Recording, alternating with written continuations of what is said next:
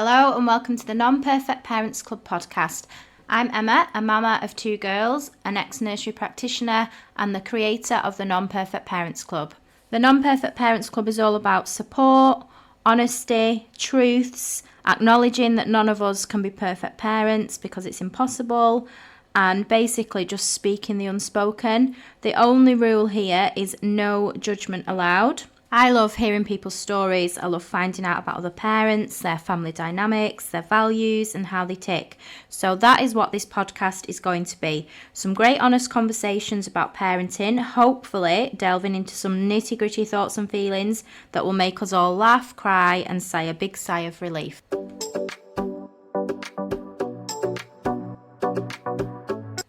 Hello and welcome back to the Non-Perfect Parents Club podcast. Today I'm joined by Helen from Organise Me. Hello, Helen. Hello. Thank you for joining me today.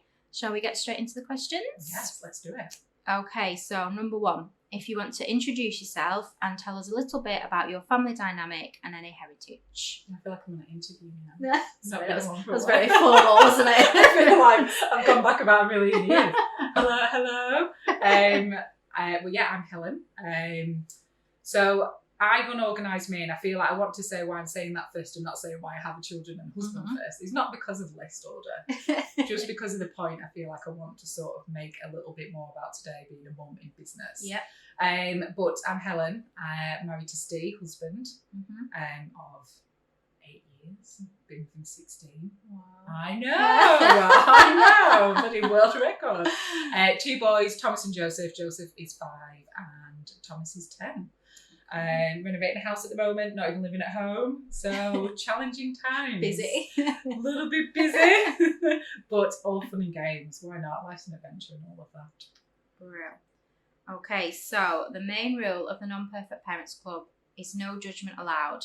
Have you ever felt judged in your parenting, and can you tell us about it? Do you know what? I was reading these questions, and as I said to you before, I didn't want to rehearse too much in my head.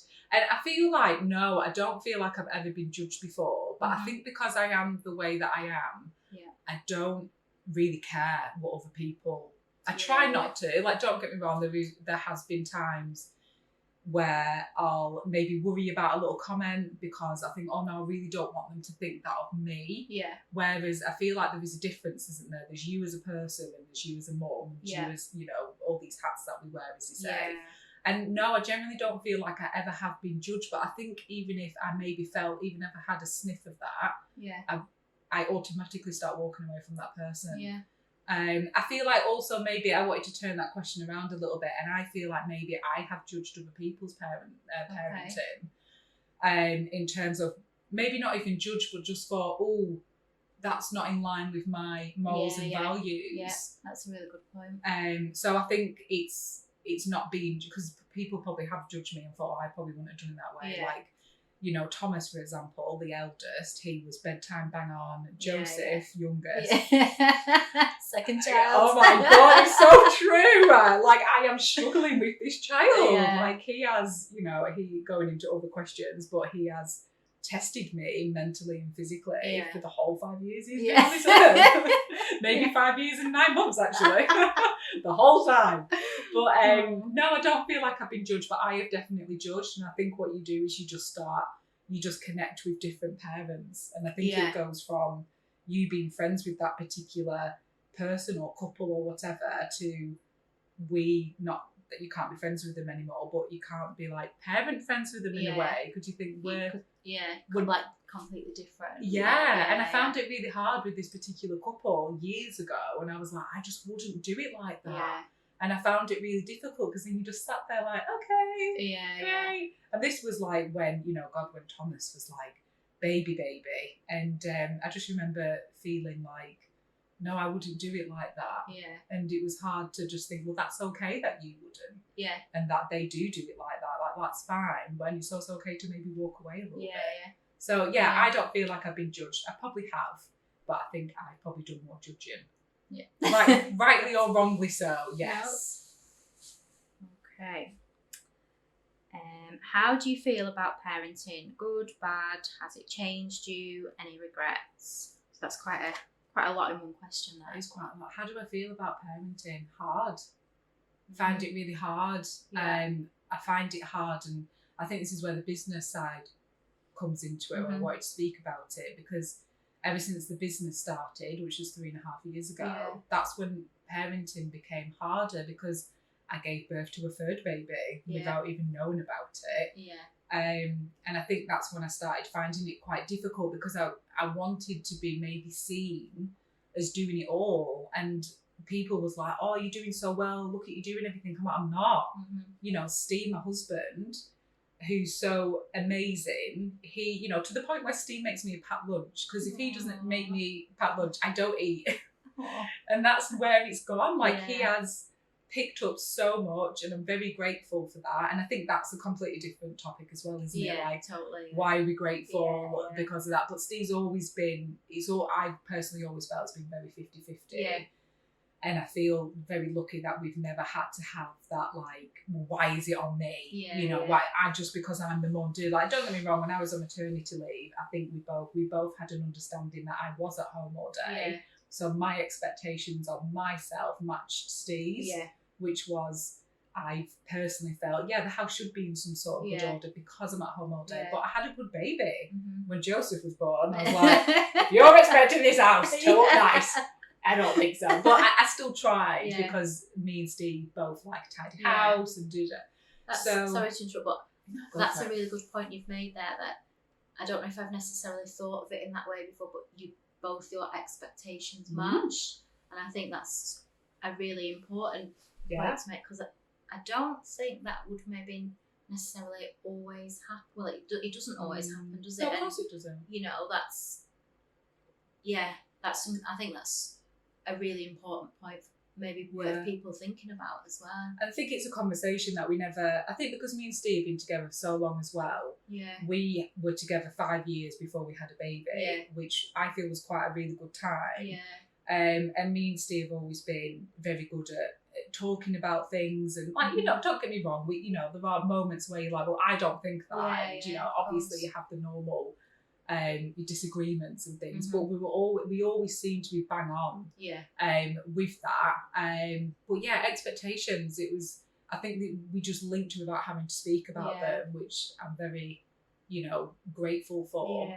But parenting, I find it hard because you blame yourself for everything that goes wrong. Like, we had a drop-in session at school the other day, and it was like a mini parents' evening, if you will.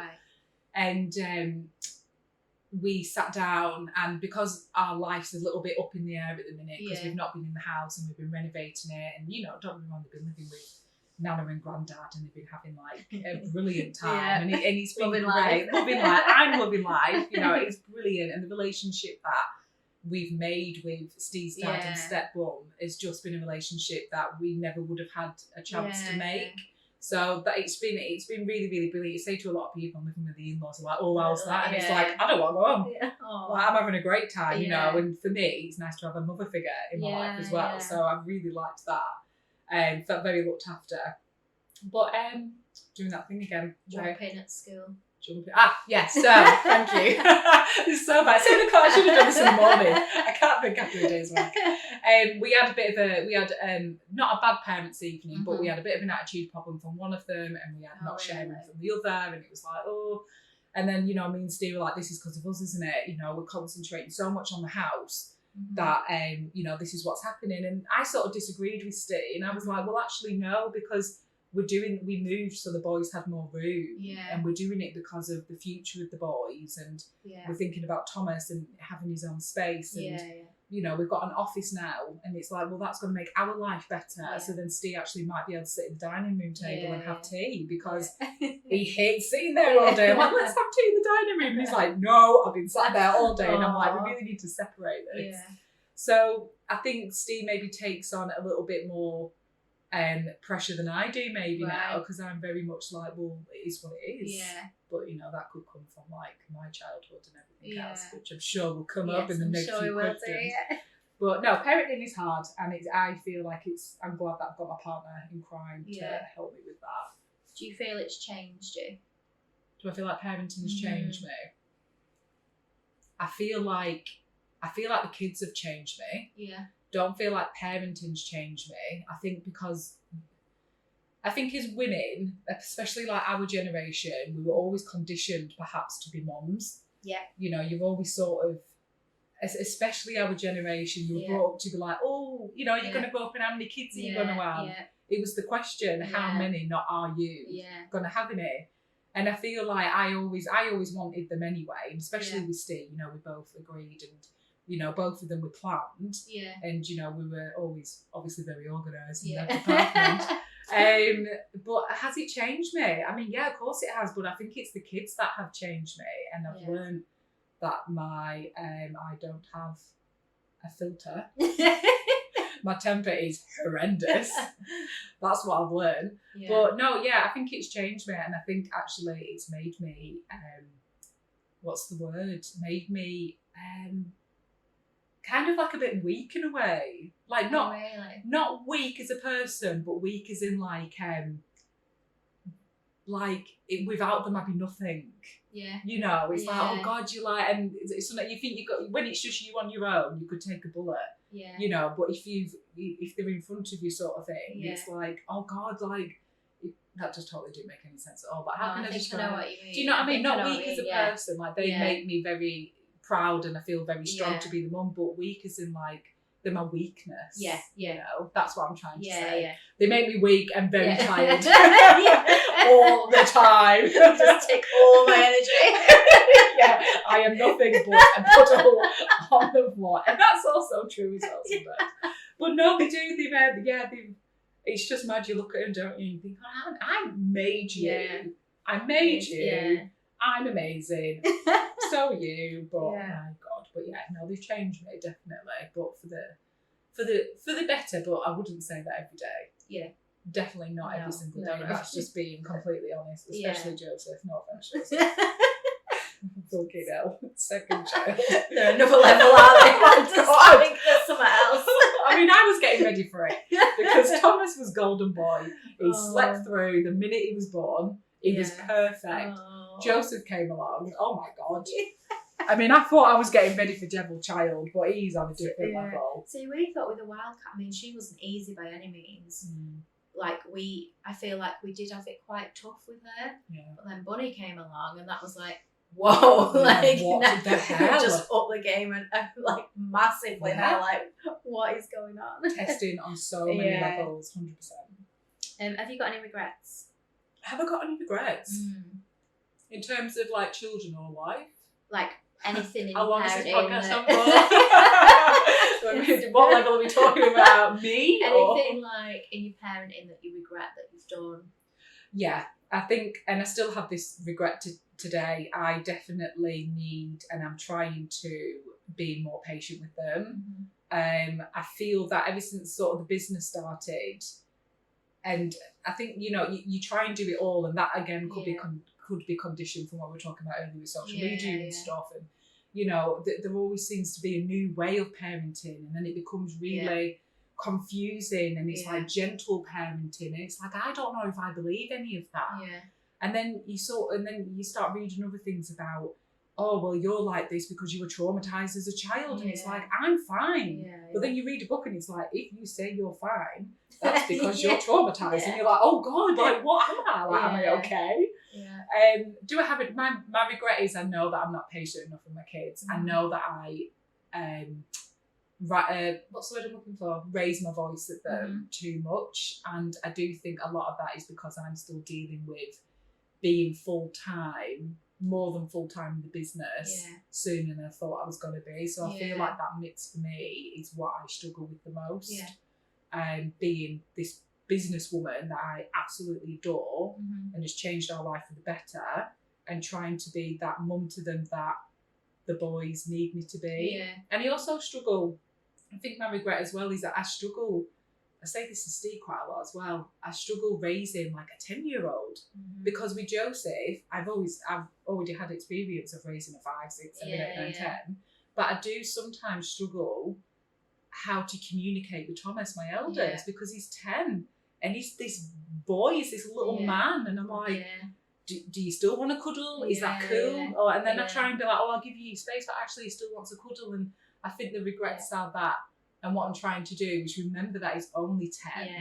And I think, again, it's you read too much and you think, it doesn't matter about that. Yeah. I'm going to do what I feel is right for him. Yeah. So I think that's sort of like, not a regret as such, but perhaps more of a struggle, I think. Yeah. But yeah, my temper is pretty bad. Not that it's like a social service situation. I just raise my voice every now and again. We all do though, and I think if people were honest, like, you know, I lose my shit all the time, and there's been some times where I've just like completely lost it, and then it's that thing in it of afterwards when you've calmed down and you feel bad, and you think, oh my god. That but afterwards. then I always kind of think it's not.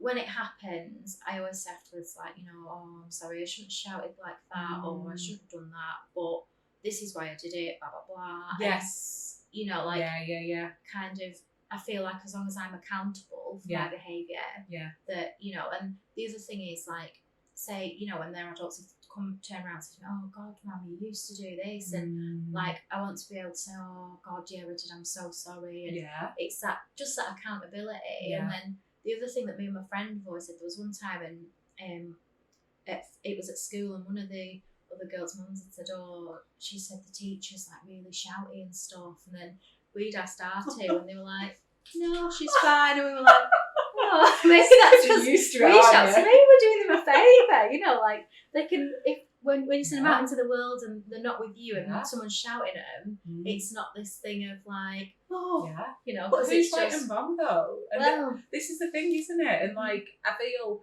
I do that as well. Like, if I know that I've been out of order, I will say, look, that was really wrong that Mummy shouted.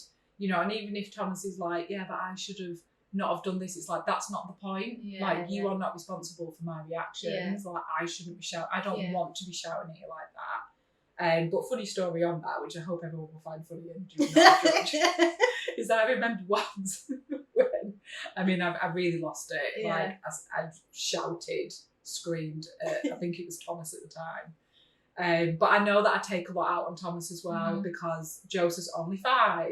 And it's kind of like, I know what's going on, but I also feel like I'm only a 34-year-old girl. It's like, I still don't know what I'm doing. Does anyone know what the fuck we're doing? No, they don't. No, nobody does. I don't like to do that. But I've got a friend, Helen, and Helen is like I know I can say anything to her, and she would never, ever, ever judge, because 9 times out of 10 she'd be like, oh, I did that this morning as well. Like, don't worry about it. And that's what I mean about the values and the morals.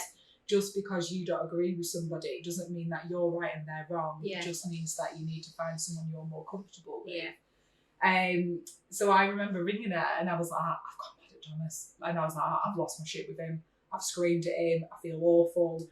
And then the next day I rang her up, and then she's like, are you all right today? I was like, I think I'm coming down with something, like my throat really hurts. And then I realised it's because I screamed at him that much that my throat was hurting. And I was like, Helen, like, what the hell?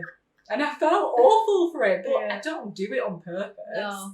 You know, this is what I mean. Who's to say, like, people are here now and probably thinking, oh God, like, that's awful that she screamed at him. Like, it was one time, maybe a few. But, you know, it's, you know, I think everyone remembers that, you know, 1-3 times that you've done it where you're like, I remember when I lost my shit with them really bad. But, you know, it's going back to that values and morals, isn't it? No one's right or wrong. No, you just have to surround yourself with the right people at that time. Yeah, totally. So yeah, no regrets. Too late anyway, let's be honest. Well, does it matter? It's a learning curve. It's not a regret. Challenging. That's the word for today, challenge. Is there anything in your life that has shaped how you parent that you're happy to talk about? Any situations, circumstances that have affected this? I found that quite an interesting one as well. And I think I always remember my childhood being really happy, always warm, always food on the table. Again, very lucky to say that. Especially again, like our generation, there was sort of like a living crisis going on then. You know, my dad went out to work, he worked in a factory. My mum was always sort of in between jobs. She didn't go to work until we were both at school, the norm. And I was really, really happy. But I think what's changed my parenting is I remember, and I'm trying to say this with as much respect as possible, because obviously my mum's not here anymore, and I don't mean this disrespectful at all. Like, she was a brilliant mother to me, and, you know, I miss her to this day. My life would have been so different if she was here. The support I would have got would have been amazing. you know, and all that jazz that I miss. But I think my parenting changed in terms of, again, sort of going back to the business a little bit, because I didn't want to settle for less. And I'm not saying that my mum settled. Mum and dad were very happy, but I think, you know, I always remember like in April them getting like the brown letters out of the drawer, and they must have been like on some sort of tax credit or universal. And I always remember the sound of not money struggles, but we can't do that. And, you know, we never really went on a holiday. You know, we never did all that. And, you know, still saying I had a great childhood. It wasn't about all of that, but I just remember it. And I'm happy now that I can do both of them things. So I think sort of relating it back to like the question of what's changed it, I just feel like I want to maybe show my children that you don't have to just work just for the sake of it. Because that's kind of how my dad brought me up a little bit. He did a job he hated, and I'll always be thankful for him for doing that, because he put food on the table. But I want to show my kids maybe that you can like what you do. But again, generation-wise, there wasn't as much as that. And I was having this conversation with someone the other day, you know, like, our kids will probably do jobs that aren't even jobs now. Yeah. You know, like, they're going to have a whole world of in the hover new cars. jobs. Well, who knows? In the sky. With robots. But you look at like how much it's changed from our parents to us and the jobs that are available to people now, and already looking at teens that are just heading out to work and the stuff they're going to uni to do or jobs they're applying for and stuff, and it's just like, whoa, like, didn't exist. So you think what's going to happen? Like, I think it's just taking that chance in the generation that we are in, because I feel like I don't mean that in a bad way in terms of like, oh, my mum settled and my dad did a job I didn't like. No. It's not that. No. It's just they didn't have the availability as much as we do now. It was completely different, wasn't it? It was, and you know, as I say, I had a brilliant childhood, and we lived in the best neighbourhood. We lived in freehold. And we lived in the bit where all the divorce gardens were, and I had the best childhood ever. But I do also remember my mum and dad working the freaking arse off. You know, and for me, it means to get to work at home now because of what we can do in our generation. So I think it has changed. It definitely has changed the way it is. But my mum and dad were together since, you know, unfortunately my mum passed, and that is also golden as well, because not a lot of people can say that about parents. So I like to think the love that mum and dad had for each other was amazing. But in terms of what I'm trying to show my boys, I think I'm trying to do it a little bit differently in terms of you can do what the hell you want, not just go and get a job and pay the bills, because that's what you need to do. It's different now. It wasn't then. What is your biggest value when it comes to parenting? I was thinking about this one as well today. I reread the questions quickly and I was like, and you know, that was a funny one as well, because I don't think I said this to myself in the car on the way here, and I was like, that makes no sense at all, Helen, no one's going to know what you're talking about. And I think we've never really thought about what our values are. I think they've just come so naturally to me and Steve. We've never really identified what they were. I think because both of us were so in line with what we wanted and how we want to bring up the kids, that we never really had to have the conversation of I believe in. We've always just sort of, like, don't get me wrong, there have been days where Steve's been like, I think we need to do this, you know, and you know, recently I know my temper's a little bit shorter because you know, just stress and you know, the house and everything else, and he will say, you are quite hard on Thomas, and I'm like, I know I am. But then I don't take that as a, this is my value and your value. That's him trying to support me. You are a bit hard on him. You know, what's going on? And he'll maybe jump in a little bit more before it gets to the point where I'm having to go at him for nothing. Because he's the eldest, and he just, unfortunately, some days, he's just in the firing line. And bless him, he'll listen to this, but value-wise, I feel like I don't know what our values are really. I think it's just making sure that we're both happy with how we're doing it. I think maybe that's a value in a way. You know, I'm happy with the way that the father of my children are bringing them up, and he's happy with the way that the mother of his children are bringing them up. Are we working well together as parents? Yes, we are. You know, are our values making sure that the boys get time and we get time? Well, And although I feel really bad about that, we went away for 2 nights the other weekend, first time in a million years. Second night I was like, gotta go home. Oh. We need to go home. And he's like, we're not going home. I was like, okay, as long as you don't want to go, I'm not going to go then. But values, I feel like they're the same and we've never actually had to speak about them, I would say. I think we're just very aligned with each other, which is good 90% of the time anyway. Yeah, no, that's really good. Hopefully it'll continue. Wait till the teenagers. Oh, I'm joking it. I'm not talking to him, they're doing it. Oh. What has been your biggest challenge so far? Joseph. No hesitation. Full stop. That's it. Second child. No offence to that boy, but anyone who knows me well will know. I mean, the day he came out, he nearly killed me. Like, I nearly didn't leave the hospital because of him. No, he wasn't because of him. Because of you. I accidentally told Thomas this story, and when him and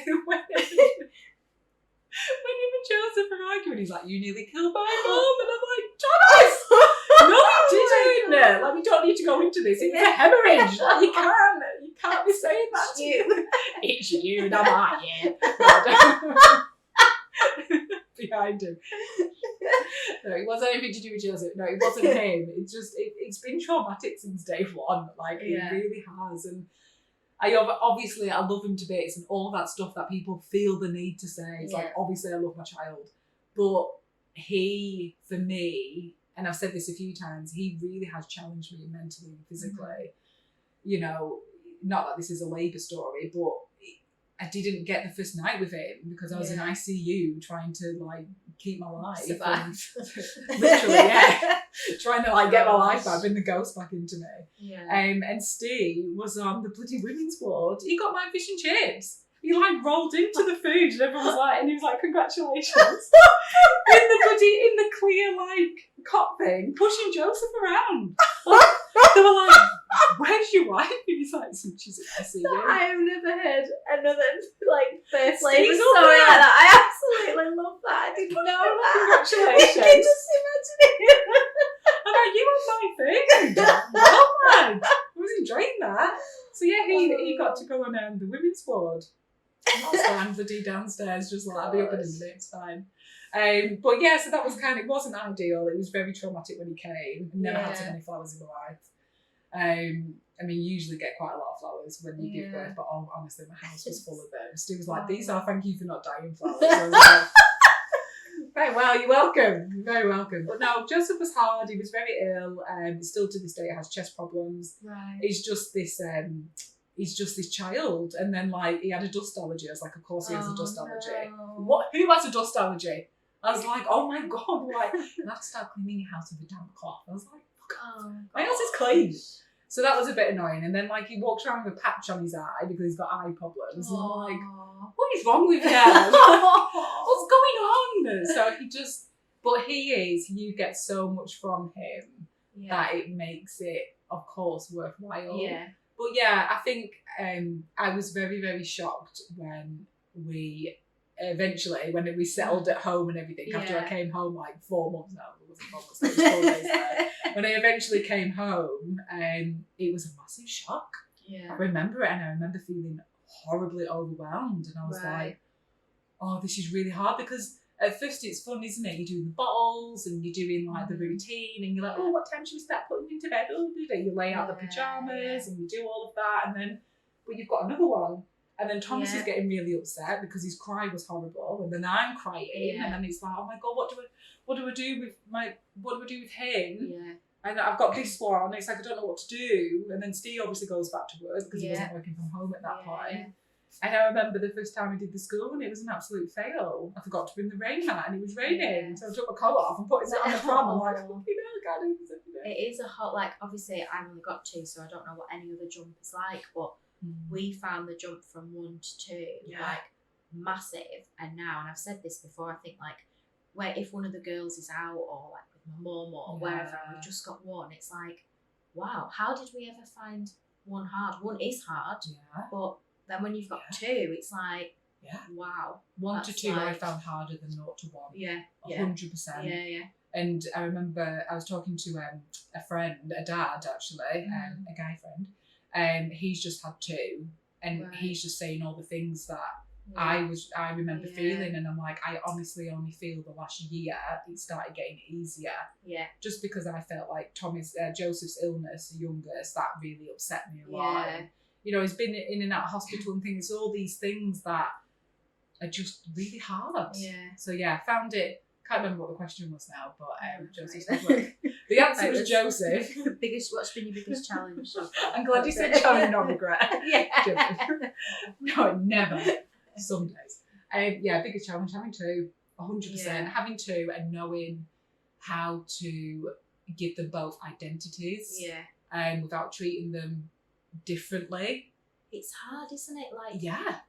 Like, obviously you want to treat them the same, but you can't treat them the same because they're completely different people. Yeah, they're not the same person. No, that kind of, I think because of how my brain is, I found that really difficult. Like, why are you not doing the same that Thomas did? Yeah. Why are you not going to sleep at 5 weeks old? Yeah. Like, why are you still not asleep and you're 5 years old? Yeah.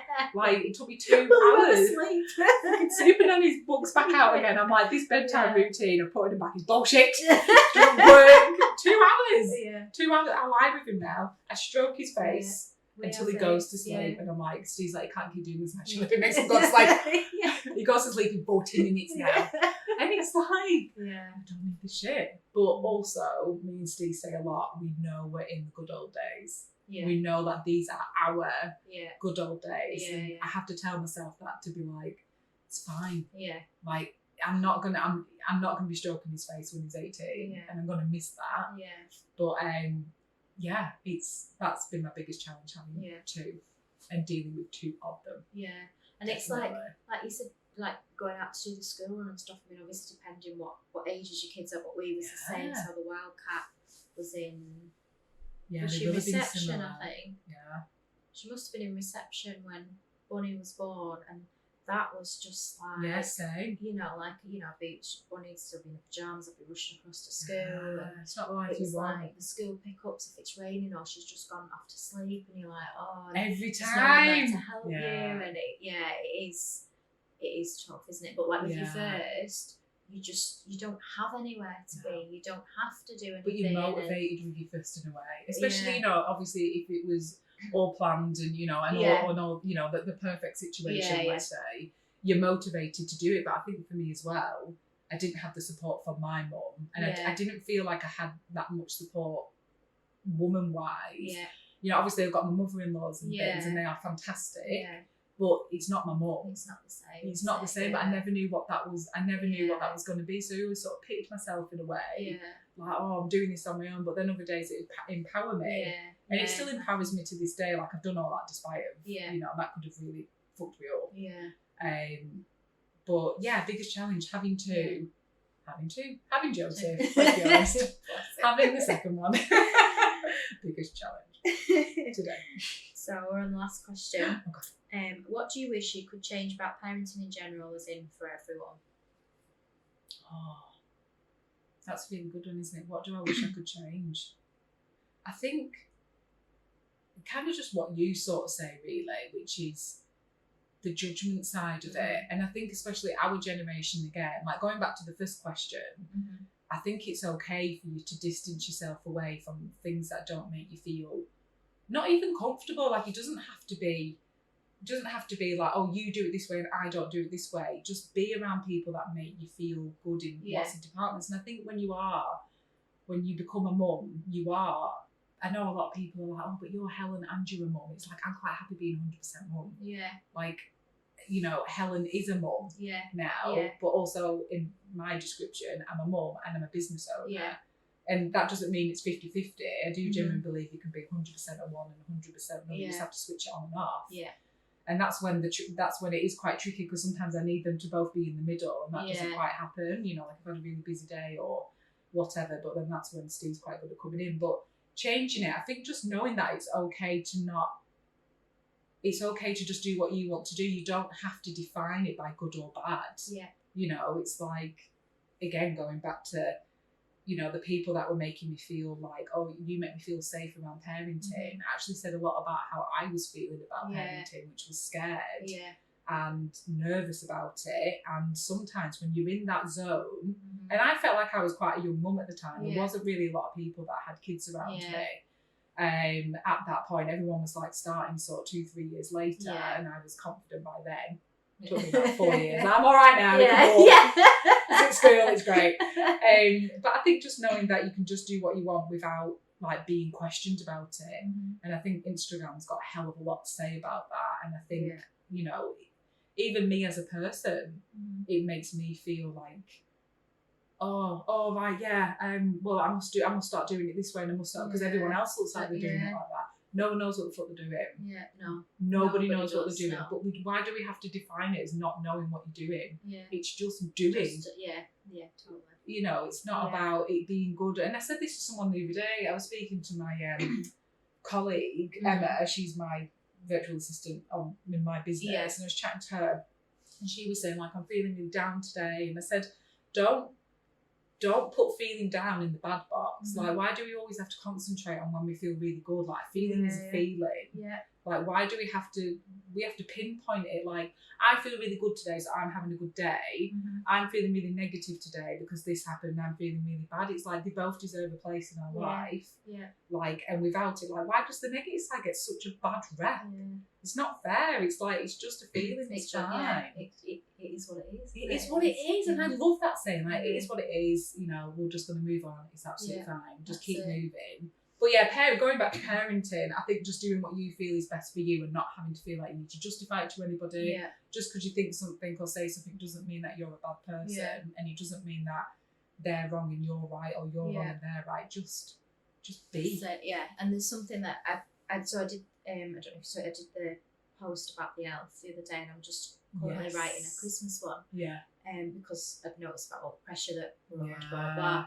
That's a whole other topic. Yeah. But it is just that thing of, you know, we're all different, and you know, when you're judging someone else or you're making a comment, like, I think you do have to kind of look and think, well, why am I bothered what they're doing? It doesn't matter what anyone else is doing, you know. And you might see other people doing something, like, you know, pictures on social media and stuff, because it's so easy to then fall into that trap of like, oh, I'm not doing that. Oh gosh, I'm day with the kids. I'm not doing anything. I'm not good enough. I'm doing it wrong. Blah blah.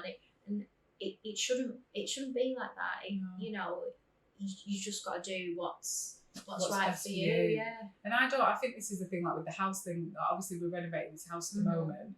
And I know that my husband's feeling bad. He's like, we haven't spent enough time with the kids. I'm like, we can't. We're trying to create a house for them. I'm not going to feel bad about that. And I've had this conversation with Thomas before. I remember a couple of years ago when I was really starting to put a lot of time and effort into the business. Yeah. Because I wanted to. Yeah. I wanted to put time and effort into the business. I absolutely love what I do. I'm so proud of myself that I've made it from nothing.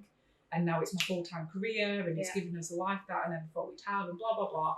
I worked hard at that. And I remember when Thomas said something, he was only little, and he said something like, oh, Mum, you're always working. And I worked at times that I felt were not as important. Like, I never worked on a Saturday, I never worked on a Sunday. I always worked like after school and everything else. So when it wasn't as important, and when he probably wouldn't have noticed as much. Yeah. And I said, look, Thomas, I said, I'm not going to apologise for doing something I love. Like, I'm not going to do it because I really like what I do. This is giving you so much more than you realise. I'll explain to you one day what it is. We don't need to go on the dynamics of it, of, you know, why we ended up going to a 5-star hotel in Lancaster because we could. You know, like, don't get used to it. It's not going to happen. It was like the first one after COVID, so everyone's like, back to Devon we go, even though that's pretty expensive anyway. Bloody Haven's ridiculous. Oh, I know. It's like, and I have to buy petrol and food. No, it's not worth it for the decking. Thank you very much. Looking over the sea, like, I can just about see it. But I feel like that maybe that's the value, you know. Yeah. I'm not going to feel bad about that. No, I think that's really good role modelling as well, because you're setting the tone, or, you know, you're sending the message there that even when we're parents and we've got children, we're still entitled to do what we love and be who we are. Yeah. And I think that's something that gets forgotten, or people feel guilty for doing, which is crazy. I know. I don't want it. I don't want to just be a mum. No. And I know, and I don't mean that in the way that perhaps maybe people on this channel won't be listening to, because they'll be listening to a different type of channel, because that's what your channel is about. But I feel like I can be a mum and a businesswoman. Yeah. Like, I feel like I'm doing it as far as I'm concerned. I'm not asking for any validation of anybody. People might agree. People might agree, or they might disagree. Yeah. But yeah, that's how I'm trying to bring up my children. Like, yeah, mummy's got a job. Yeah. And like, yeah, that's like that logo there. I made that, and that is me. Yeah. And then, you know, I was in like an article and stuff, and Thomas was like, "You're famous." I was like, "Okay, only in Lancaster, whatever." People may take it. Heard me. They've heard of my name. Like, oh, that one that does admin. Like, yeah, that one. The organised one. What's she called? Wait. But yeah, I feel that's maybe something, I suppose, without even realising, that is how I'm trying to bring him up. Like, I ain't going to apologise for making something of myself. Like, no, you're at school now, this is my sort of time, I suppose. But I do believe we can do it all, and however you do it all is defined on what makes you feel like you are doing it all. Like, life balance, don't feel like it exists. I just feel like, and I said this to someone the other day, they're like, how do you do your work-life balance? I'm like, don't look at it in a day. Look at it in a month. Don't look at like, if you're gonna mark down all your hours what you've done, you're not gonna have work-life balance. But if you do it over the week, I feel like I have, because I don't work on a Saturday, Sunday. I've got 2 phones now, so I can turn off my work phone. And I've got my game changer, isn't it? Like, and it's hard, don't get me wrong, because I've got all my workmen on my work phone, and I kind of still need to get hold of them on the weekend at the minute, but that'll come back round again. But yeah, I turn my phone off on a Friday night, and my husband knows he's got my attention. Because I want them to have my attention now. You know, the work dynamics have changed. I am getting a little bit more stressed with work, but because it's becoming more successful. And that's something else that I'm teaching the kids, like, if you can work hard, then you can actually have whatever you want. And the kids come into Fraser House and they're like, "Oh, mummy, where's your boss?" I'm like, "I don't have one." They're like, "You don't have a boss?" And they're like, "Daddy's got a boss." I'm like, "Well, all right, not mine." Like, you know, they're thinking, I am the boss. I'm the boss of everything. Right here. That's what I'm saying, Daddy. But then still saying that, like, mummy doesn't have a boss. Like, mummy's her own boss, because he wants to help me promote what I'm trying to promote as well. And, you know, and there's a lot that I could say about Steve that, you know, I've got a million things to say about him. He's really supported me in all of this. Like, if it wasn't for him, Organise Me wouldn't exist. He and actually made the name. Massive to say. Yes. He's like, "If we ever get divorced, I'm taking the name." I was like, "No, you're not. It's my name." That makes a massive difference, though, doesn't it? Just having that support there. Like, you know. He knows how he wants to bring up his boys. You know, he wants to bring the boys up in the same way that the way that he treats me. I would be so happy if the boys treat their partners when they're older the same way that Steve treats me. I would. The partners will be very lucky to have my boys, because you know, Steve's been the making of me, and not only have I been through a traumatic experience with my mum, he went through it with me as well. And I really feel that, because he still speaks about it today. It's like, you know, I lost a mother-in-law as well, and I'm like, "Hey, you fucking did, didn't you, actually?" Like, and we all know the mums are the ones that do absolutely loads. Like, on the woman's side, I'm like, missed out on that one, didn't I? Fucking hell, I probably would have had a bit of an easy ride. All like the charity clothes coming through, all like, "Mum, it's horrible, stop video." But yeah, no, lots to say about Steve. Like, he's amazing, and I wouldn't be who I was today, and the boys wouldn't be who they are today. And I hope that they keep looking up to him, because he's just incredible. But I'm there, so. I've got like questions, like I'm trying to like hold on to it. I just want to touch on something that you said quite a while ago now. Oh, okay. What about, I don't know if I've ever even kind of used it before. You said that parenting is scary, and I totally agree with that. And I think that's something that we always say parenting's hard. We always talk about what parenting is, but you don't ever really hear that parenting's scary. So I just wanted to like note that down on the because I think that's a really good scary point. Confirmed. It is, like, but they're human beings. Like, they are human beings. Like, we are responsible. And I feel sometimes maybe this could be the overthinking of parenting, perhaps. But we have one chance to not fuck up their minds. Of course it does. We don't need to hear that out loud. Not until the age of 12, and then it sinks in. I read something about that, and I was like, "Oh, the ship has sailed." And I think it was 8 years old or something. And I think I want to be a good parent at least 80% of the time. I'm going to give myself a break and say, I can't be a good parent 100% of the time. I've got other things to be worrying about. And I don't mean that awfully, I mean that truthfully. There are other things to be worried. There are money worries to worry about. There's house worries to worry about. There's, you know, your relationship to worry about. And then, like, you know, the car's brakes will go. And you can literally worry about that for 2 whole days before it goes in the garage. Unless you know someone who's got a good garage, you don't need to worry about that. You don't talk to me about cars at the minute. We've been having a nightmare. That's what I mean. It's on your mind, isn't it? And I think, I do find it. I think Joseph scared me the most because it was. I just remember that feeling. I remember that. Oh, I still remember it today. Yeah. And I remember when Sarah had Peggy, the youngest. Now I remember seeing. I don't know why I remember this day. I think they had Peggy like less than a year after we had Joseph, and obviously it was still very fresh. Yeah. And I remember seeing Phil when I went to the park. Holly don't mind me like talking about it, but it was the relation that I remember. And I remember seeing Phil, and I was like, "You all right?" And he was like, "It's hard, isn't it?" I was like, "Yeah." And I was like, "It is, but it's fine. Yeah, it's fine." And I just remember thinking, oh God, it's horrible, isn't it? Yeah. Like it's just, and that moment just took me back to how I felt, and I remember it to this day. I don't know why. Yeah. It just made me just think, oh, thank God I'm not the only one who found it hard. And it is just like you say, it's like a human being, and you just kind of, you're human being. You're jumping in at the deep end. Yeah, and they didn't choose trying you. to keep them above the water, right? Yeah, like, but also kind of trying to keep yourself alive without feeling guilty about it. Yeah, there's so. I mean, there's so much you can unpack around being a parent, isn't there? But I think more people need to say and there's always this thing, right, of you shouldn't tell people that haven't got kids or people that are having a baby about the reality of parenting, and I don't agree with that because I think you're setting them up to fail, because then when baby arrives, it's like, fuck. Yeah, what if you don't like it? It's all right if you don't like it. It's not going to be forever. Yeah. And you're not going to like it every day. Yeah. And that's also okay. I think we should be telling more people that parenting is scary. Yeah. Fact. I think it's scary. I think it's scary to think the responsibility that you've actually got. Yeah. And I think a lot of us don't maybe think about it too much because it is scary. Yeah. And I think when you're thinking about having a baby, or maybe not thinking about having a baby, but you're going to have a baby, you think of all the nice things because that's what people talk about. Yeah. But you don't think about, this is for life.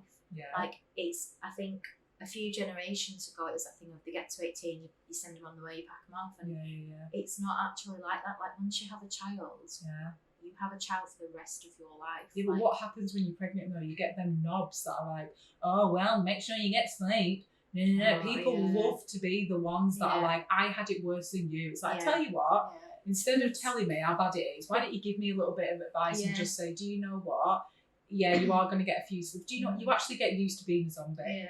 Don't worry about it. Just get loads of coffee in. Yeah. Get loads of food. Get loads of snacky bits and stuff. You'll be absolutely fine because we've all done it. You will be fine. I hate them people. I had someone at work that when I was working. I'm not going to say where I was working because I know who I was talking about. When I was working somewhere, when I was pregnant with one of them, I remember there was this woman there, and she was always like wanting to trump it. Yeah, oh, well, just wait, do it. And you're like, thanks. And it was my first. Yeah. And I thought, what are you trying to do? Yeah. And they're the kind of things that I was like, give me something useful. Yeah.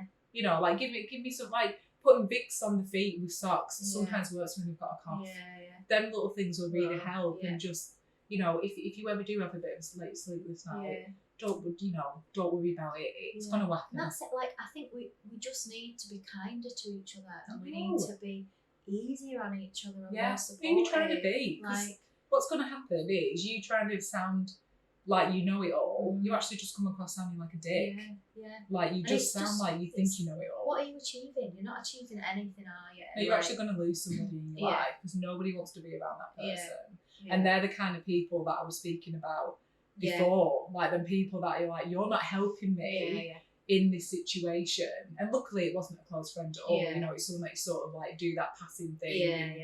You know, it wasn't someone that I felt like I lost. You know, it was like, oh well, you would have been in my life for 2 minutes anyway. But I think it's funny. I'm gonna be like thinking over what I've said to them. I hope I've said everything that I wanted to say. I love my children, but they're really fucking doing sometimes. But I just think everything's hard about it. Like story to maybe wrap it up just to make everyone maybe laugh. Like literally yesterday, I've got this massive issue with Thomas at the moment with his teeth. brushing his teeth. Oh, yeah. Brush your fucking teeth. What is going on? Because I know a few people that have said this recently, like, just trying to get my child to brush their teeth. Like, you have one thing, I literally have to shove you in the shower, and sometimes I'll still wash him because God knows if he's doing it properly. So like once a week, I'm like, we're still okay to do this. You're 10 years old, it's fine. It's not like you're 16, it's okay. You know, we're not going through puberty yet. It's cool. So once a week I'll give him a good scrub because I've got to give him the freedom to try and do it on his own. Like, I'll stand there like, have you done your hair? Do your body? And I'll be like doing all bloody actions of how we should be doing it. Because like, I don't have one of them. I don't know. I don't really want to be touching it, but I will once a week to make sure it's clean, okay? But the other day, we say to him all the time, the one thing you only need to do is get changed and brush your teeth. Brush your teeth, brush your teeth, brush your teeth, brush your teeth. 2 minutes, you've got the little tiny thing, don't care if you don't like it, brush your teeth. And it's a thing like hygiene, it's not even up for discussion. You brush your teeth. On the way to school, looked at him in the mirror and I was like, have you brushed your teeth? No, I forgot. I went mad at him. I was like, you haven't forgot though. It's the one thing that you do. And I was going absolutely sick at him. People must have thought I was going mad. Because them two are both in the back and I'm in front like screaming. I was getting so mad. I was like, fuck's sake. I was like, Thomas, so I try and teach him a lesson. I'm like, I don't have time to go back because I'm driving on the school run at the moment because I'm on this side of Lancaster. And our school's on the same road, which is very annoying. So we've gone from a 5-second school run to like a 20-minute sat in traffic. It's fine. It's all going to be great. And I marched him over to the spa and got two. I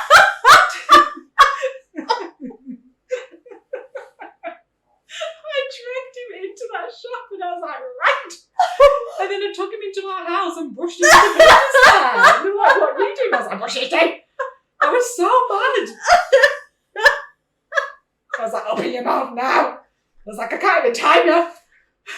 Your little egg time is not here. How are we going to know we're going to 2 minutes? Well, do you know what? You're a better person than me because I'd have just left him like getting to school every day. Yeah, but I'm stubborn, Emma. I'm stubborn. I was like, you will brush your teeth. And I was like, how can I do this?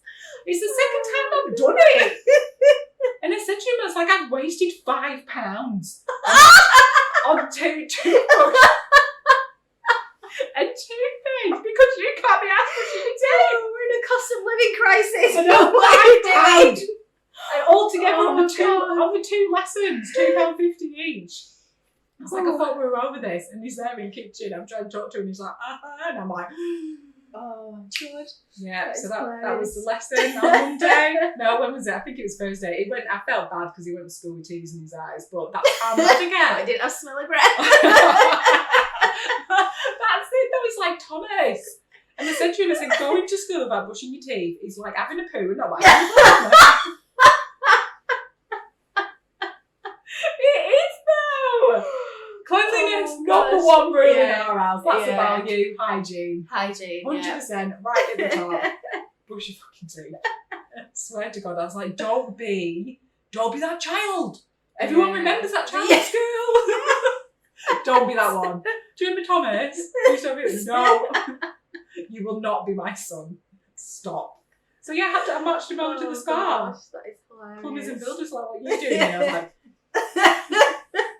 don't ask me. Where's your £2.50 on bloody Oral B? Because you don't have the pounds. You know. So I'm going to chuck in an extra question. Yay! Organise Me question. Oh, yeah. Can answer this one very well. What advice would you give to the parent or the mum who was wanting to start their own business or is, got their own business and they find the juggle hard, or kind of everything that we've talked about in terms of being a mum in business? Yeah.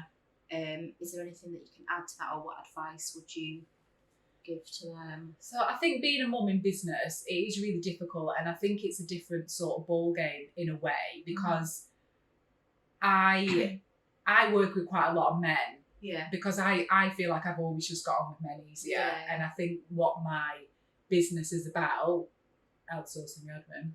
Yeah. If you've got a busy business. It is more tailored to the men. And unfortunately, I feel like we will always be stuck in a stereotypical situation in some situations. Yeah. And that's why we have, you know, personas in business, and that's why we have the stereotypical, you know, person who you can help, blah, blah, blah. That's how we've all got, that's why we're all attracted to different things, and it's marketing and everything else. But being a mum in business, it's really difficult, and I could not have made my business a success without my husband, 110%. Yeah. I always laugh because he watched the whole Game of Thrones whilst I set up my business. Because I wasn't interested in it. I was just on the other side making my logo and like, you know, doing all social media and stuff. Yeah. But you know, that's the way it was. It was funny. I think I don't want to be that person that says, "Well, just do it," because you can't just half-heartedly do something. You've got to perhaps even just ask for the support first to be like, "Can I have an evening?" Yeah. But then that's wrong though as well, isn't it? Yeah. But that's wrong. That's going down that other topic. That's going down the other road. But I know what you mean. But it's not you asking. It's about sharing the load. Yeah. You know, so maybe rephrasing that ever so slightly. Well, I never really have to ask Steve anything. Yeah. I politely I do politely ask him, because he doesn't ever just leave and go, "Oh, I'm going to the gym." Yeah. He'll be like, "Oh, do you mind if I go to the gym tonight?" Yeah. And I'm like, "Yeah, of course, that's fine," because it's respect. Yeah. So there's two different roles there, isn't there? There's respect of, well, I'm working, so can you not see you're doing the bedtime tonight?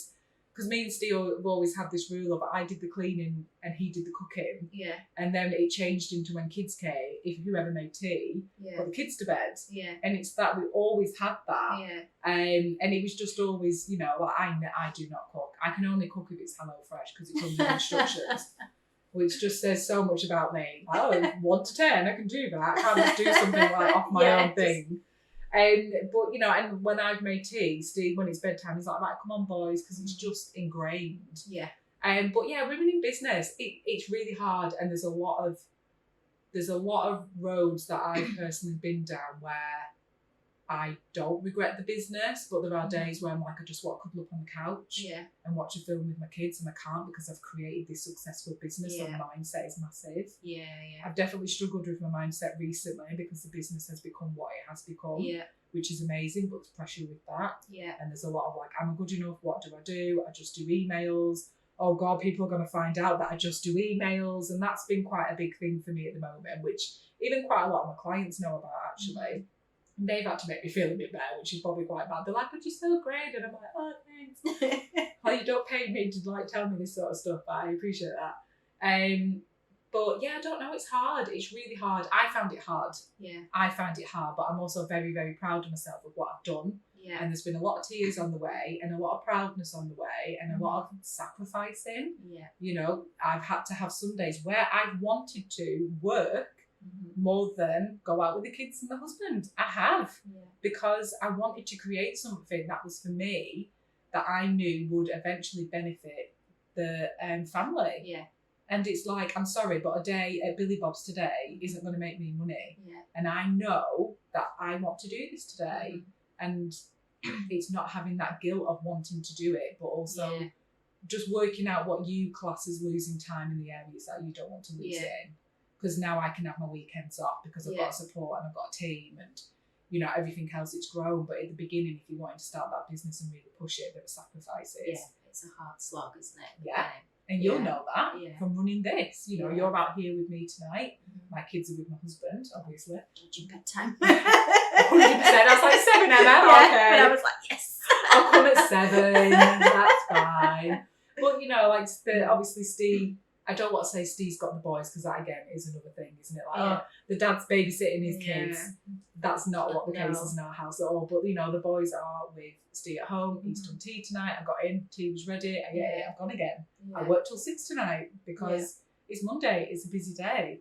And I think a business can only be successful if you've got the support, if you've got kids, because you need it. Yeah. You know, this doing it all. What is doing it all? Yeah. Burning yourself into the fucking ground? Yeah. No, it's not.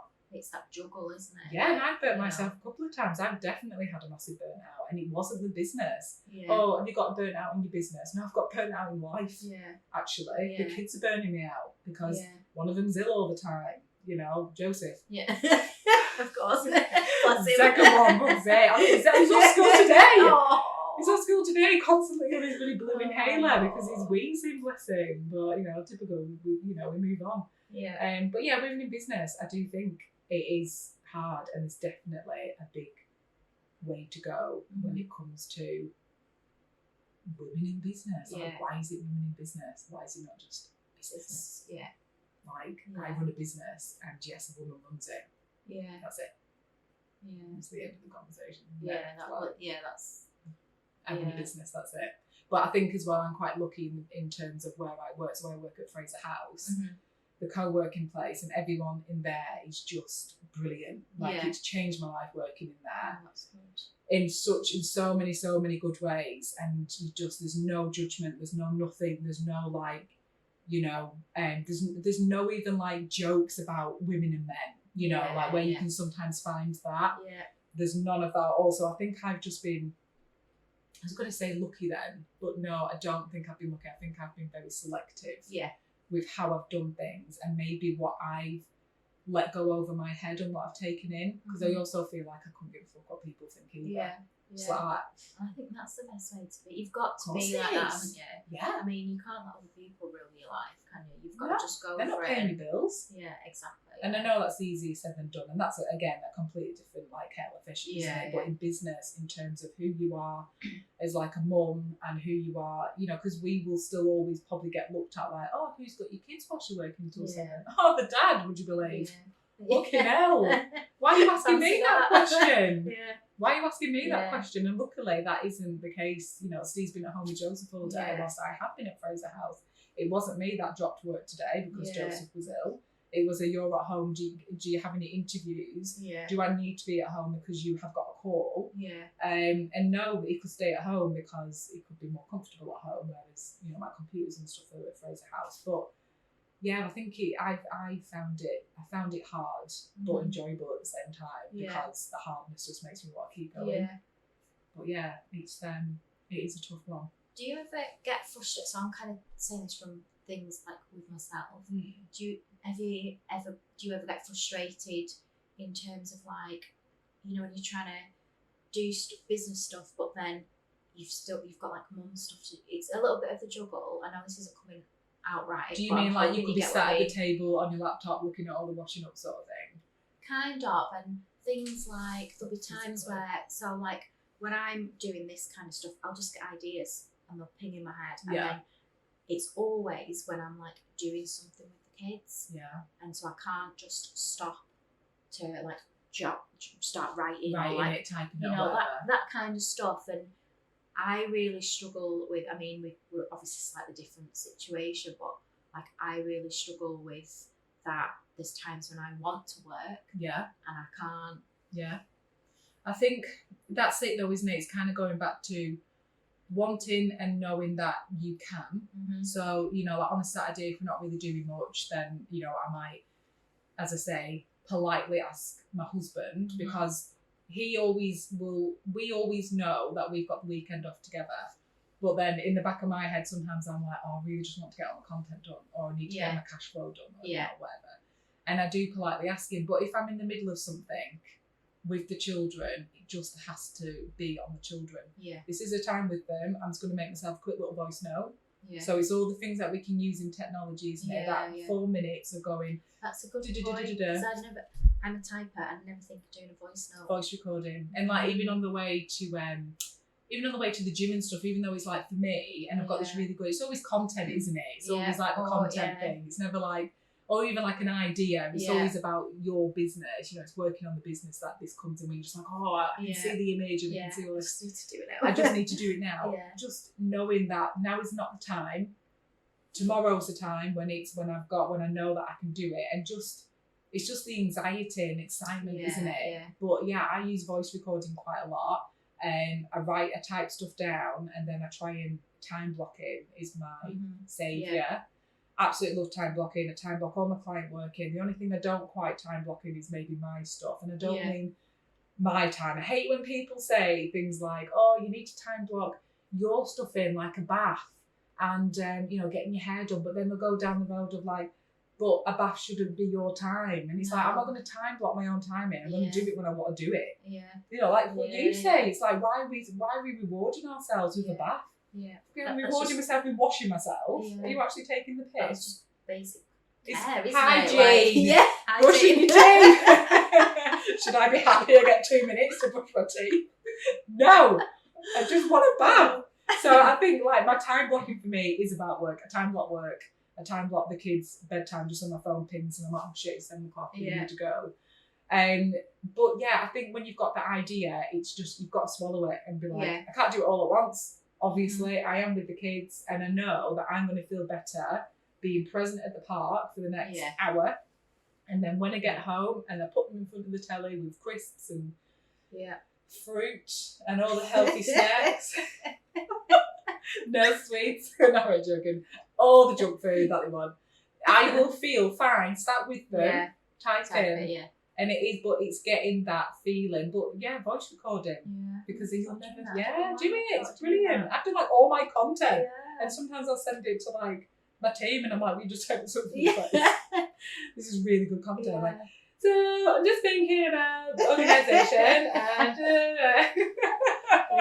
don't know why I've been doing that. Do that, you can block it away, it goes away. You're not spending 10 minutes thinking, oh, I would have done this, I would have done that. 2 minutes, come back to it in an hour when the kids are settled.